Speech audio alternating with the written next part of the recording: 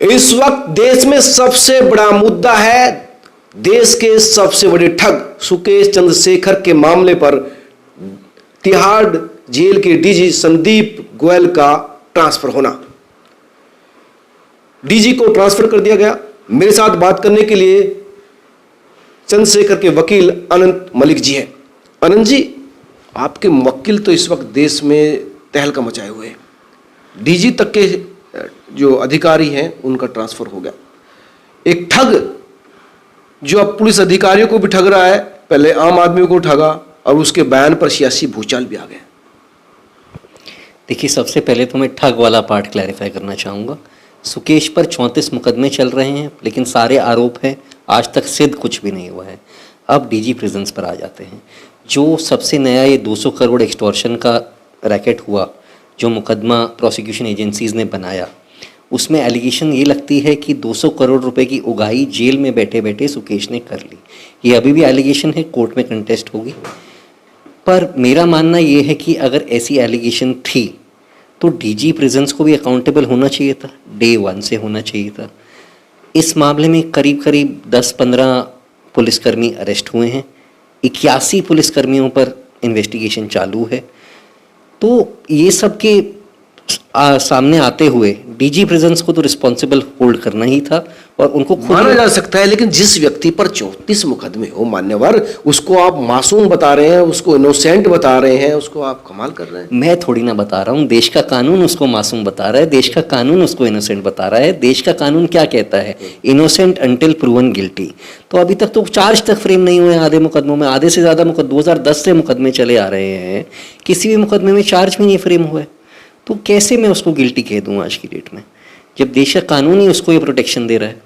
आप कह सकते हैं देश का कानून स्लो है, देश के कानून में खामियां है, लेकिन ये देश का कानून न्याय भी दिलाता है। वो समय आने पर दिलाता है, और न्याय क्या पता सुकेश चंद्रशेखर को मिले, क्या पता वो बाइज्जत बरी हूँ।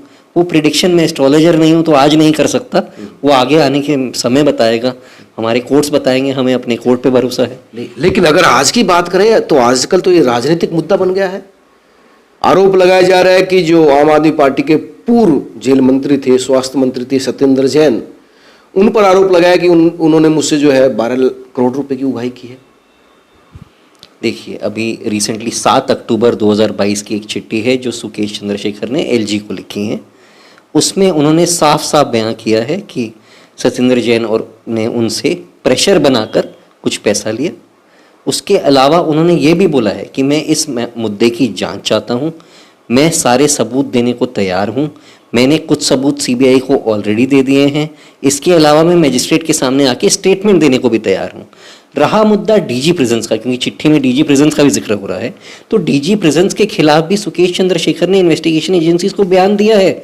सेक्शन 50 पीएमएलए में ईडी को बयान दिया है, उसके अलावा ईओडब्ल्यू के सामने बयान दिया है। तो इस बात की जांच तो हो ही जानी चाहिए। जांच से लोग क्यों घबरा रहे हैं? नहीं, जांच तो हो रही है, लेकिन कमाल तो बात यह है कि उसने जेल में बैठकर 200 करोड़ की ठगाई की एक बिजनेस हाउस से। अब उन भाई जाहिर सी बात है, जेल में बैठेंगे तो जेल के अधिकारियों को सेट करना पड़ेगा, क्योंकि फ़ोन भी है वहाँ पर, उसकी स्पेशल गाड़ी भी रहती थी, वहाँ पर उसको खाने पीने की तमाम सुविधाएं थी, उसकी गर्लफ्रेंड भी वहाँ पर आती थी और हर तरह की फैसिलिटी थी। अब उन्हीं जेल अधिकारियों को वो ब्लैकमेल कर रहा है, उनकी नौकरी छीनने को तैयार है। देखिए, ये सब तो सारे आरोप हैं कि जेल में बैठ के 200 करोड़ की उगाही हो गई और मॉडल्स अंदर गई या जो भी था। अगर एजेंसियां मॉडल्स नहीं जाती थी अंदर, अगर एजेंसियां खुद ये केस सेटअप कर रही हैं कि अंदर मॉडल्स जाती थी और उसके पास गाड़ी होती थी और सब कुछ था, तो डीजी प्रिजन इस समय सो रहे थे क्या? दिल्ली की jail according to DG prison himself ये काफ़ी सेफ जेल है। सारी सुख सुविधाएं वहाँ पे है, सीसीटीवी कैमरा है, जैमर्स हैं, system of checks and balances है, एंट्री रजिस्टर्स हैं। ये सब के होते होते कितने लोगों की आंखों में सुकेश ने धूल झोंकी है? तो उस समय डीजी प्रिजन्स क्या कर रहे थे? वो रिस्पॉन्सिबल हैं, वो अकाउंटेबल हैं, तो ये तो जेल सेफ्टी का मुद्दा बन जाएगा। 200 करोड़ के एक्सटॉर्शन को आप 1 मिनट के लिए साइड में रखिए। जेल में क्या हो रहा है अगर जेल की टॉप राजा को ही नहीं पता है तो ये तो जेल सेफ्टी का इशू है। सबसे पहले तो मुद्दा वो बनाया जाए। 200 करोड़ का एक्सटॉर्शन जो है वो कोर्ट में प्रूव होता है नहीं होता है वो हम आगे देखेंगे, पर फिलहाल मुद्दा ये है कि जेल के राजा को यही नहीं पता कि क्या हो रहा है अंदर।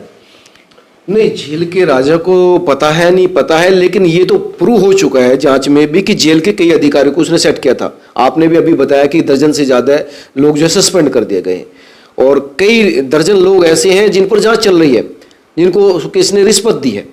ये तो हो चुका है ना प्रूव। देखिए, अब इस सब का नेक्सस डीजी प्रिजन्स तक पहुंचता है या नहीं पहुंचता है, जाहिर सी बात है, मैं डीजी प्रेजेंस को बचा नहीं रहा हूं, मैं जिसकी अथॉरिटी में सारा कुछ हो रहा है, जिसके नाक के नीचे काम हो रहा है, उनको पता है, और नहीं है तो भी वो दोषी है, और पता होने के बाद भी दोषी है। जी, जाहिर सी बात। देखिए, जेल के ना अपने रूल्स होते हैं, अपना मैनुअल होता है।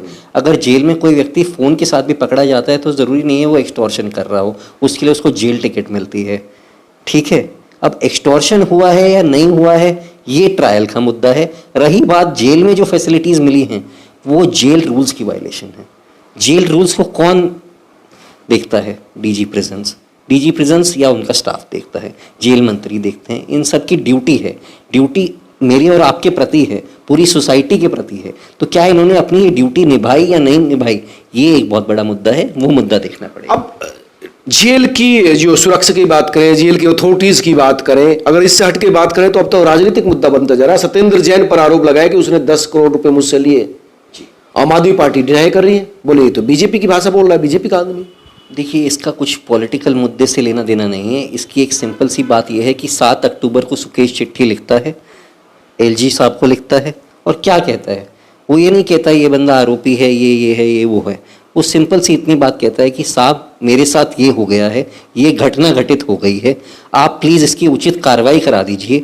क्यों? क्योंकि मैं सीबीआई को भी बता चुका हूँ, मैं कोर्ट भी जा चुका हूँ, पर इस मामले में उचित कार्रवाई नहीं हो रही है, तो उचित कार्रवाई कराई जाए।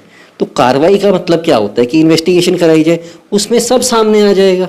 तो ये आम आदमी पार्टी वाले जितने भी लोग हैं, ये इन्वेस्टिगेशन से क्यों घबरा रहे हैं? अगर इनका दामन पाक साफ है तो ये सामने आए, अपना पक्ष रखें, और बाकी जो भी होगा तब देखेंगे। यानी आप ये कहना चाह रहे हैं कि जिस चिट्ठी पर ट्रांसफर हुआ डीजी, आरोप लगाए सत्येंद्र जैन को, उससे पहले वो सीबीआई को कह चुके हैं कि मुझसे एक्सटॉर्शन हुआ, मुझसे 10 करोड़ 12 करोड़ रुपए लिए गए, उससे पहले कोर्ट को कह चुका था सुकेश चंद्रशेखर है? जी, ये सबसे पहले तो जब सुकेश चंद्रशेखर पिछले साल 2021 अगस्त में अरेस्ट होते हैं, उस समय ईओडब्ल्यू को और ईडी को कह चुका है।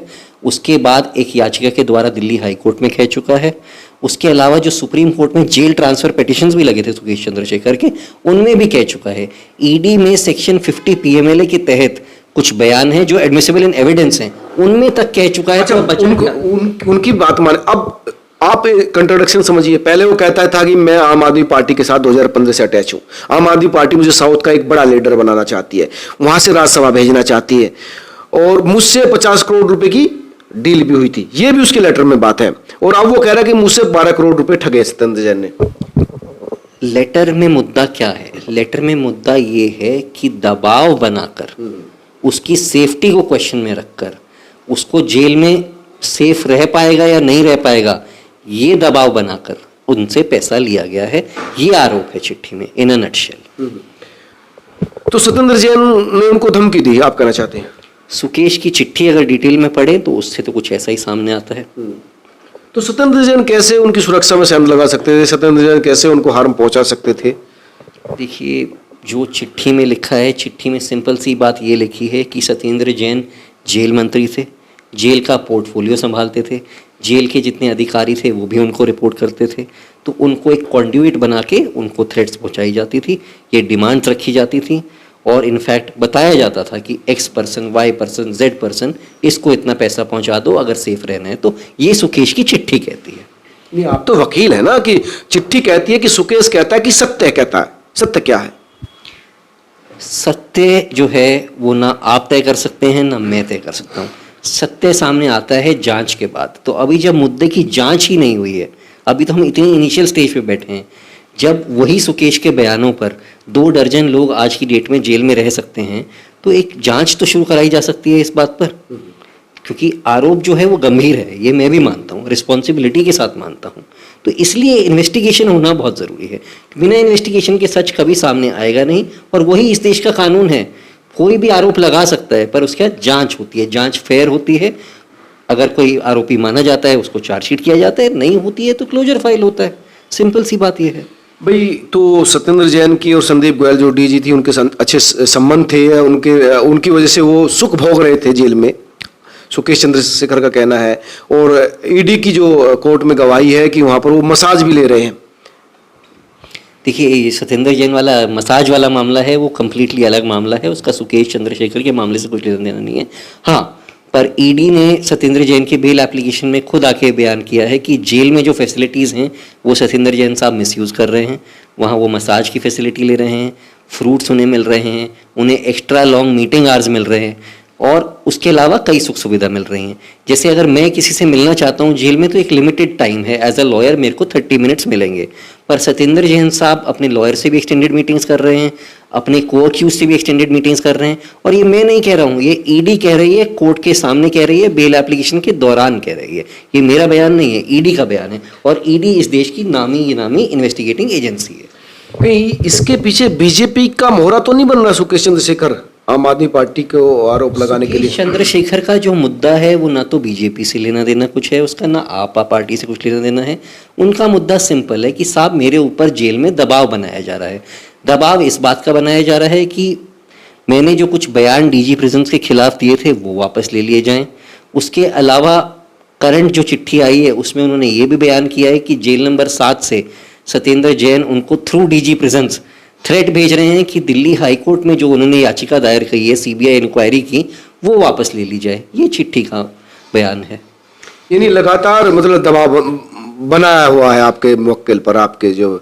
और ये बयान सिर्फ चिट्ठी में नहीं किया है सुकेश चंद्रशेखर ने, ये बयान सुप्रीम कोर्ट के सामने भी किया है, दिल्ली हाई कोर्ट के सामने भी किया है, तमाम डिस्ट्रिक्ट कोर्ट जहाँ मैटर चल रहा है वहाँ भी हमने काफ़ी एप्लीकेशंस लगाई हैं, जहाँ तरह तरह की कंप्लेंट्स हमने दी हैं कि बेसिक फैसिलिटी भी जो एक प्रिजनर को, अंडर ट्रायल प्रिजनर को जितनी फैसिलिटीज़ हैं वो भी उनको नहीं दी जा रही हैं। जैसे सुकेश को जी, सुकेश को तो पूरी राजसी सुख सुविधाएं वहां पर सुनने में आया कि मिल रही। करंट हालात की बात कर रहा हूँ, पहले क्या हुआ क्या नहीं हुआ वो सब ट्रायल का मामला है। करंट हालात ये है कि जेल में एक कॉलिंग फैसिलिटी होती है कि कोई भी जो अंडर ट्रायल प्रिजनर होता है वो 5 मिनट के लिए अपने घर वाले से बात कर सकता है, अपने माता पिता से, पत्नी से, या किसी से भी, जिससे भी वो चाहे।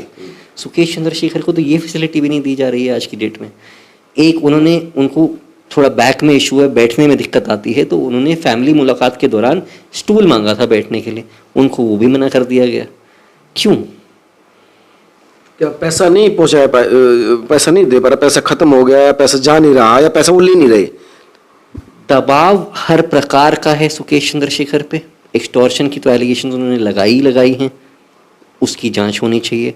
उसके अलावा एक बेसिक फेयर प्ले होता है, उससे उनको वंचित रखा जा रहा है। मामला, मुद्दा पैसे का नहीं बचा है, मुद्दा इस बात का बचा है कि क्या सुकेश चंद्रशेखर अपने दिए गए बयान जो डीजी प्रिजन्स के खिलाफ हैं वो वापस लेंगे या नहीं लेंगे, ये मुद्दा बनाया जा रहा है वहाँ पे।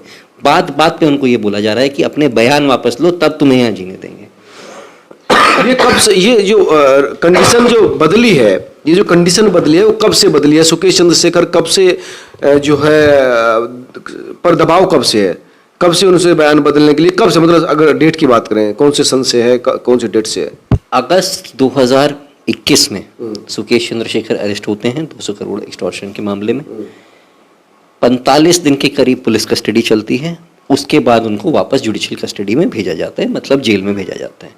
जिस दिन से वो जेल जाते हैं उस दिन से ही उनके ऊपर दबाव है कि भैया आप जो बयान दे के आए हो ईडी के सामने वो प्लीज़ वापस ले लो। चाहे वो दबाव बना के कह रहे हैं, प्यार से कह रहे हैं, कैसे कह रहे हैं, वो अलग बात है, पर फिलहाल मुद्दा ये बन गया है कि इस बात का उन पे इतना प्रेशर डाल दिया गया है कि आप या तो बयान वापस ले लो, नहीं तो ठीक नहीं होगा। लेकिन 2015 में तो सुनने में आया कि बहुत अच्छे संबंध थे, आम आदमी पार्टी उनको राज्यसभा भेजने वाली थी, साउथ का बड़ा नेता बनाने वाली थी। 2015 में ईडी के सामने डीजी प्रिजन्स के खिलाफ बयान नहीं था ना, वो बयान आता है 2021 में, तभी स्थिति बदलती है 2021 के बाद। 21 से पहले सब कुछ बढ़िया चल रहा था। 21 से पहले कोई कंप्लेंट नहीं थी, मैं उनको रिप्रेजेंट भी नहीं कर रहा था, तो उससे पहले क्या था मैं उस पर कमेंट नहीं कर पाऊंगा। पर हाँ, 21 के बाद जब से ये बयानबाजी हुई है, जब से उन्होंने ईडी को बताया है, ईओडब्ल्यू को बताया है, और उसके बाद वो जेल गए हैं, तब से उन पे कांस्टेंट दबाव है बयान वापस लेने के लिए। ऐसा क्यों हुआ? मतलब 21 के बाद स्थिति क्यों बदली, क्यों लगातार मतलब उन पर दबाव बनाया? 21 के बाद चीजें किस तरह से मतलब बदली? 2021 अगस्त में सुकेश चंद्रशेखर अरेस्ट होते हैं, मामला जेल का सामने आता है, ये प्रोसिक्यूशन एजेंसीज कहती हैं, उसमें डीजी प्रिजन्स का नाम निकल के आता है, सुकेश के बयानों में निकल के आता है, तो तब से स्थिति बदली है। अच्छा, सुकेश लगातार पैसा खर्च कर रहा है भाई, आपके अनुसार से जो जेल कर्मचारियों पर पैसा खर्च किया 10-12 करोड़ रुपए, 10-12 करोड़ रुपए सत्येंद्र जैन पर खर्च किए, उसकी जो गर्लफ्रेंड है उस पर भी पानी की तरह पैसा बहाया गया, चाहे वो गर्लफ्रेंड भी कहीं है जो आती थी जाती थी, उनको गिफ्ट दिए गए, तो ये पैसा कहाँ रहा है? सुकेश चंद्रशेखर ने काफ़ी बार अपनी चिट्ठियों के द्वारा खुद बयान किया है, काफ़ी प्रेस रिलीजेस भी दिए हैं कि I am not a conman, मैं एक कॉरपोरेट लॉबिस्ट हूँ, बिजनेसमैन हूँ और मेरे काफ़ी बिजनेसेस हैं। उसके अलावा सुकेश चंद्रशेखर की जो वाइफ है लीना मारिया पॉल, वो इस देश के टॉप सैलून का बिजनेस करती हैं, उनके चेन्नई में सैलून है, केरला में सैलून है, तो ये सब एक लेजिटिमेट सोर्स ऑफ इनकम भी है, वो इनकम टैक्स पेई भी हैं। हाँ वो तो ठीक है, लेकिन वो एक ठग भी तो है, 200 करोड़ रुपए का जो एक बड़ी जो कॉरपोरेट हाउस है उससे उन्होंने ठगाई भी तो की है। ये तो आरोप है। अब देखो 200 करोड़ रुपए कोई छोटा सा पेटीएम ट्रांजैक्शन तो है नहीं कि कोई अपने घर की लग्जरी में बैठ के आंख बंद करके किसी को पकड़ा देगा। तो अगर ट्रांजैक्शन हुआ है वो किस लिए हुआ है, क्यों हुआ है, एक्सटॉर्शन हुआ है या कुछ और हुआ है, ये बातें सब ट्रायल में सामने आएंगी जब कंप्लेनेंट को क्रॉस एग्जामिन किया जाएगा। उसके अलावा जो उनकी एफआईआर है वो भी काफ़ी इंटरेस्टिंग है। वो एफआईआर में क्या कहती हैं कंप्लेनेंट की, मैंने बेल के लिए पैसा दिया था, तो क्या वो अपने पति के लिए बेल खरीद रही थी, ये कहना है कंप्लेनेंट का। और क्या इस देश की जांच एजेंसियां इस बात की इन्वेस्टिगेशन करेंगी इसमें कंप्लेनेंट को आरोपी बनाना था या कंप्लेनेंट रखना था। तो मेरे हिसाब से तो ये वो मुद्दा है जिसमें कंप्लेनेंट को आरोपी बना के वहाँ इन्वेस्टिगेशन करनी चाहिए थी। उस मुद्दे को कवर करने के लिए ये सब किया गया है। वो एक अलग इशू हो सकता है कि कंप्लेंट को बेल खरीदने के लिए, लेकिन 200 करोड़ तो उस बेचारी से गया है। 200 करोड़ रुपए तो उसने अपने पति को, ठीक है, बचाने के लिए दिया ही है आपके मुवक्किल को। देखो उन्होंने पैसा दिया है या नहीं दिया है, कितना अमाउंट दिया है, क्या दिया है, ये सारी बातें ट्रायल में वो क्या प्रूव कर पाएंगी या नहीं कर पाएंगी ये देखना होगा। उसके अलावा जो चार्जशीट आती है वो सिर्फ इतना बताती है कि उनके पास 200 करोड़ रुपए थे और वो निकले हैं, वो मिले हैं नहीं मिले हैं ये सब ट्रायल की बात है। क्या एजेंसियां ये ट्रायल में प्रूव कर पाएंगी ये देखना होगा। अच्छा, तो अब तो ये राजनीतिक मुद्दा बनता जा रहा। अब क्या डीजी के बाद अब अगला मुद्दा ये है कि सत्येंद्र जैन के खिलाफ कार्रवाई हो? देखिए जो सुकेश की चिट्ठी है वो तो यही प्रेयर कर रहे हैं कि इन्वेस्टिगेशन की जाए, जांच की जाए। तो बाकी इस देश की एजेंसियां खुद समझदार हैं, उनको जो उचित लगेगा वो करेंगे। धन्यवाद। तो ये थे अनंत मलिक जी जो सुकेश चंद्रशेखर के केस को देख रहे हैं। इनका साफ कहना है कि मेरा मुवक्किल मुलजिम है, आरोपी है, आरोपी तो है लेकिन वो इस पूरे मामले में इन्वॉल्व था ना। और तो कोई क्वेश्चन हो क्या बोल रहे हैं? नहीं, कुछ नहीं बोल रहा। तो ये थे सुकेश चंद्रशेखर के वकील अनंत मलिक जी, जिनका कहना था कि मेरा मुवक्किल 34 मामलों में आरोपी है, आरोप सिद्ध नहीं हुए हैं, लेकिन उससे लगातार जेल में रहने के दौरान ठगाई की, सुरक्षा के नाम पर उससे करोड़ रुपए उगाही किए गए, जिसमें संदीप का भी नाम लिया गया और जेल मंत्री को लेकर भी उन लोगों ने आरोप लगाए। अब इस पूरे मामले पर देखना होगा कि अगला रंग क्या आता है इस मामले का, क्योंकि ये मामला बहुत ही अलग अलग फलकों पर बढ़ता नजर आ रहा है। मैं लगातार आपको स्पेशल अपडेट देता रहूंगा, आप जुड़े रहिए। अगर आप कुछ और स्पेशल चाहते हैं, कुछ और पूछना चाहते हैं तो कमेंट करके जरूर बताएं। साथ ही इस चैनल से जुड़े भी रहें, खबर को फॉरवर्ड भी करें। नमस्कार।